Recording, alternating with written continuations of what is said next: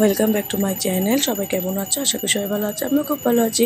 তো আরেকটা ব্লগ নিয়ে এসে পড়লাম তোমাদের পাশে খুব তাড়াতাড়ি। তো সকালটা শুরু করছি ঠাকুর ঘরের থেকে। আর আজকে যেহেতু 8 জুলাই অনেক বিশেষ দিন, তোমাদেরকে পুরো দিনটা আমি কী করেছি তোমাদের সাথে পুরোটাই শেয়ার করব। তো দেখতে থাকো পুরো ভিডিওটি স্কিপ না করে। আর অবশ্যই ভালো লাগলে লাইক, কমেন্ট, শেয়ার, সাবস্ক্রাইবটা করে দেবে। তো চলো স্টার্ট করি ভিডিওটি। ঠাকুর দিয়ে আমি বেরিয়ে তারপরে হলদি বাটতে বসে পড়েছি। হলদি বাটার পরে আমি দেখো গরম জল একটু বসিয়ে দিয়েছি যন্ত্রের মধ্যে। আর এই টাপটার মধ্যে কয়েকটা ফুল দিয়ে দিয়েছি, যেটা মানে ফলস ফ্লাওয়ার। আর এদিকে দেখো তখনই মা এসে পড়েছে। মা মানে খুব তাড়াতাড়ি এসে পড়েছে। আসার ছিল আগের দিন, বাট মা আসতে পারেনি। পাপা এসে পড়েছে। পাপা যেহেতু এখন আবার কাজে জয়েন করেছে, তাই পাপা এসে পড়েছে জয়রামপুর থেকে মার্কেটে, তাই মা আসতে পারেনি পাপাকে একা রেখে। তো মা সকাল সকাল এসে পড়েছে। এদিকে দেখো ঋষাকে আমরা সবাই স্নান করাতে বসে পড়েছি। ও হ্যাঁ, কেন স্নান করেছি সেটা বলে দিই। আজকে বিশেষ দিনটা হলো আজকে আমার মেয়ের হ্যাপি বার্থডে, মানে 2 ইয়ার্স কমপ্লিট হয়ে গেল। ঋষা দেখো দেখতে দেখতে মেয়ে বড় হয়ে যাচ্ছে। আর মেয়েরা বলে তাড়াতাড়ি খুব তাড়াতাড়ি বড় হয়ে যায়। চোখের নিমিষেই তো সেদিন আমি এনেছিলাম ওকে। আর এই দেখো চোখের নিমিষে বড় হয়ে যাচ্ছে, 2 বছর হয়ে গেল। দেখো কিছু বলার নেই, কী করবে, বড় তো হতেই হবে না, তাহলে তো মানে দিন যাবে। তো এই করে দেখো সবাই স্নান টান করে হলুদ দিয়ে স্নান টান করিয়ে ওকে বাড়িতে মানে রুমের ভিতরে নিয়ে এসে পড়েছি। কিন্তু ঠান্ডা লাগছিল হয়তো, কিন্তু আমরা গরম জল দিয়ে স্নান করিয়েছি। টাপটার মধ্যে ফ্লাওয়ার দিয়ে রেখেছি যাতে একটু সুন্দর লাগে। আর এরপর ওকে স্নান টান করিয়ে ওকে দেখো আমি রেডি করে দিয়েছি। আর এদিকে দেখো কি সুন্দর করে আমার মেয়ে লক্ষ্মী সোনার মতো ঠাকুরকে প্রণাম করতে এসে পড়েছে। তারপর আমি একটু এত গরমের মধ্যে মেকআপ তো করতে পারবো না, তাই অল্প অল্প করে কিছু লাগিয়ে নিয়েছি। সানক্রিম লাগিয়ে নিয়েছি। সানক্রিম লাগিয়ে লিপ প্রুফ লাগিয়ে আমি রেডি হয়ে গেছি। আর এদিকে আগের ভিডিওটা তোমরা দেখেছো যে আমি কী এনেছিলাম, সেগুলো নিয়ে এবার যাচ্ছি বরাবজান কালী মন্দিরে, যেখানে মার কাছে পুজো দিতে যাবো ঋষার নামে। তো আমরা সবাই রেডি হয়ে বেরিয়ে পড়লাম। আমি, আমার মা, আমার শাশুড়ি মা, আমার হাজব্যান্ড, কাকি শাশুড়ি, ঋষা, আমরা 5 জনেই গেলাম। বেশি জন যায়নি, কারণ বাড়িতে যারা যারা ছিল তারাই গেছে। আর এদিকে বাবাকে বলেছে যে বাবা মানে নাইট শিফট ছিল, তাই বাবাকে বললাম একটু রেস্ট করে তুমি বেলুনগুলো ফুলিয়ে রেখো, আমি এসে সবগুলো ঠিক করে নেবো। তো এরপর দেখো পাশের বাড়ির দাদার টমটম নিয়ে আমরা চললাম। তো টমটম করেই আমরা চলে গেছি বরাবজান কালী মন্দিরে। যেতে যেতে সেখান থেকে আমরা কিনে নিয়েছি মিষ্টি, আর এদিকে হলো ধূপকাঠি আর তেল, আলতা, কিছু কিছু সামথিং কিনেছি। তো কেনার পর দেখো কতটা রৌদ্র পড়েছে, মানে কি আর বলবো, রৌদ্র তো কিচ্ছু ভালো লাগছে না।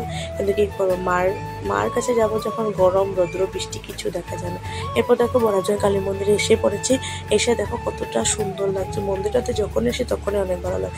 আর এই মন্দিরটার আরেকটা মজার কী কথা জানো, যখন আমি নতুন বিয়ে করে যেদিনকার শ্বশুরবাড়ি যাচ্ছিলাম, তখন এখানে আমাকে থামিয়ে প্রণাম করিয়েছিলাম। আর তখন আমাকে একটা আলতা সিঁদুর দিয়েছে।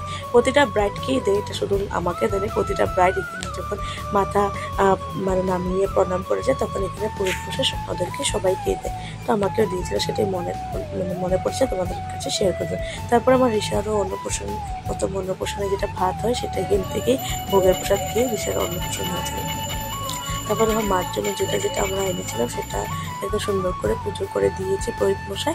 আর শাড়ি দিয়েছিলাম ঋষার নামে মাকে। ঠাকুরের কাছে প্রার্থনা করি যেন প্রতি বছর ঋষার জন্য এইভাবে তোমার কাছে এসে আমি পুজো দিতে পারি, আর তোমাকে এইভাবে আমি কিন্তু সাজ সিঙ্গার জিনিস দিতে পারি। তারপর দেখো ঋষা সুন্দর ওখানে গিয়ে মনটা মানে ভালো লাগছিল। আর কি ওর শরীর ভালো ছিল না, কিন্তু মন পুরো আমাদের খারাপ ছিল, কারণ কি 2 দিন ধরে পুরো বিছনা ধরে নিয়েছিল, খেয়াল ছিল না, কথা বলছিল না, খাচ্ছিল না। কিন্তু দেখো মায়ের মন্দিরে এসে সব আস্তে আস্তে ঠিক হয়ে যাচ্ছে। মায়ের কৃপাতে তো সব ঠিক হতেই হবে না। এরপর দেখো আমি সুন্দর করে ওদের ভিডিও করে দিচ্ছি। আর ঋষা দেখো ওপরে একটা ছোট্ট পুচকুসোনাকে পেয়েছে, সেটা দেখে ও বলছে ভাই ভাই। ঋষা নর্মালি এখন দিদি বলে, বাট এখানে ভাই ভাই বলছিলাম, বলছে ভাই না, এটা বনু, তো বনু তো বলতে পারেন, তাই ভাই ভাই বলছে। এবার পুরোহিত মশাই পুজো করছিল সেখানে, তো ঋষার নামে পুজোটা সুন্দর করে দিয়েছে। তারপর দেখো ঋষার নামে পুজো করছে সুন্দর করে। তারপর সামনে একটা শীতলা মানে মন্দিরের মতন আছে, মানে সবখানে এক একটা রুমের মধ্যে একটা ঠাকুর আছে। এদিকে শিবলিঙ্গ একটা আছে, এদিকে শীতলা মা আছে, আর মাঝখানে কালী মা। তো অনেক সুন্দর কিন্তু মন্দিরটা। কোনোদিন তোমরা আসলে এখানে একবার হলো এসে যাবে, অনেক সুন্দর কিন্তু মন্দিরটা। আর দেখো এদিকে ড্রাম না কি বলে, এটা ঢোলটাও বাজছে, কি ভালো লাগছে। আর যেন একটা কথা, এই ঢোলটার আওয়াজ বা যখনই শুনি না, আমার না চোখেতে জল এসে পড়ে, জানি না কেন, বাট আমার না মন্দিরে গেলে এই ঢাক ঢোলের আওয়াজ শুনলে আমার চোখেতে জল এসে জানি না কেন। তোমরা কি জানো এটা রহস্যটা কি? যদি জানো আমাকে কমেন্টে জানো। তারপর ভোগ দিয়ে দিয়েছে, দেখো এই জন্য তার জন্যই ড্রামটা বাঁধানো হয়েছে।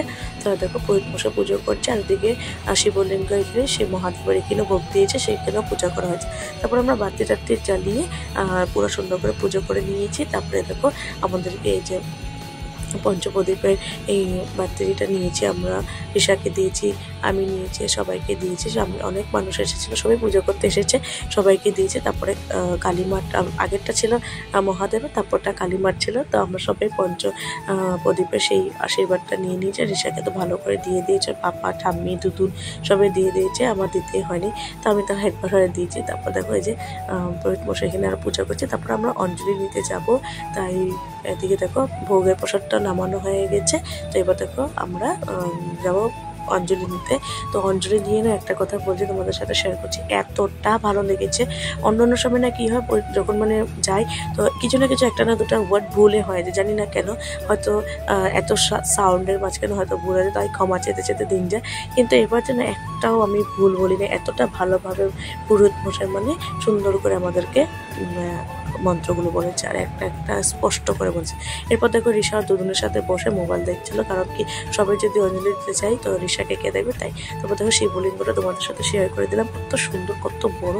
এরপর দেখো আমাদেরকে প্রসাদ দিয়েছে, ভোগের প্রসাদও দিয়েছে, আর এমনি ফল প্রসাদ দিয়েছে। তারপরে দেখো প্রসাদ, ভোগের প্রসাদটা যখন দিয়েছে, আর অমৃত খেয়েছি, মানে তোমরা তো জানোই যারা যারা ভোগের প্রসাদ খেতে ভালোবাসো বা যারা যারা খেয়েছো, অমৃত লাগে এই ভোগের প্রসাদটা। তো তোমাদের সাথে এরকম মন্দিরটা একটু শেয়ার করে দিই, কত বড় মন্দিরটা, কত সুন্দর মন্দিরটা, মানে আর যেতে যেতে তোমরা সবাই মিলে একবার কিন্তু জয় মা কালী বলে যাবে। তো এ দেখো কত সুন্দর ওয়েদারের সাথে মন্দিরটা তো আরও সুন্দর লাগছে। তারপরে সবাই মানে আমরা বেরিয়ে পড়লাম, আর এদিকে দেখো ঠাকুর প্রণাম করে বেরিয়ে পড়েছি, আর কয়েকটা ফটো ক্লিক করে নিয়েছি, যেটা তোমরা ভিডিও লাস্টে দেখে নেবে। তো বেশি তুলতে পারিনি, কারণ এতটা গরম ছিল যে কিছু করতে ইচ্ছা করছিল, তারপর ঈশা ঘ্যান ঘ্যান ঘ্যান ঘ্যান ঘ্যান ঘ্যান করছিল, তাই আমরা ফটাফট চলে গেলাম। তো অনেক ভালো লেগেছে, মাও এসে পড়েছে, আমার মাও এসে পড়েছে, এসে সুন্দর করে পূজা টুজা দিয়ে চললাম। তো সামনে দেখো পিপল গাছটা, কত বড় গাছটা, সেখানে এসে ঋষা একটু মাথা ঢুকে নিল, আর এদিকে দেখো ঘন্টি বাজিয়ে নিয়েছে। আর ওর ঠাম্মি বলছে দেখো কি সুন্দর করে নিজে নিজে ঘন্টি বাজাচ্ছে, আমি শিখাইও নি, ও নিজে নিজে ঘন্টি বাজাচ্ছে, কত খুশি হয়।